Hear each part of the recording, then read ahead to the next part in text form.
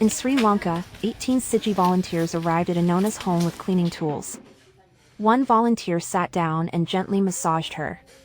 Since her stroke in 2020, her husband quit his fishing job to care for her, and the family fell into financial hardship.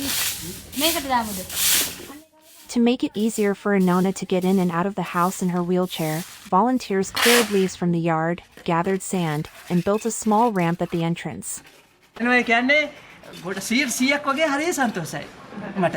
ඒ කියන්නේ මෙහෙම ඇවිල්ලා කතා බහ කරලා මේ හොඳ විහිළු මේ කරලා දාලා අර මේක හොඳ ලස්සනට ඉතින් වැඩ යනවා. ඉතින් ඒ වගේ මටත් නිකන් ඉන්න බෑ මමත් මොන හරි කරනවා ඉතින් ඒගොල්ලෝ එක සම්බන්ධ වෙලා. ඉතින් එහෙම තමයි. මම කිව්වේ ඥාති මිනිස්සුන් මේව හොයලා බලන්නේ නැතුව ඕගොල්ලන් ඇවිල්ලා මෙහෙම බලෙන් වගේ ඇවිල්ලානේ අපිට කරලා දෙන්නේ කොච්චර සතුටක්ද කියන්නකො කොච්චර සතුටුද. Anona's husband can manage simple chores, but a full cleanup is still difficult for him. For the volunteers, being able to help is a blessing.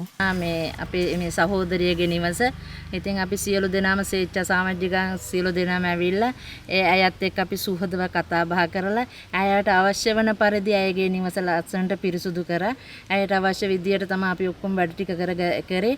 ඉතින් අයත් සතුටු වුණා. දැන් අපිත් සතුටුයි. මේ වගේ දෙයක් කරන්න ඇත්තටම අපිට ලැබුණේ සුටි ආයතන නිසා. ඒක නිසා ගොඩක් බෙහෙවින්ම ස්තුතියි. Although Anona suffers from illness, she reads the Quran every day.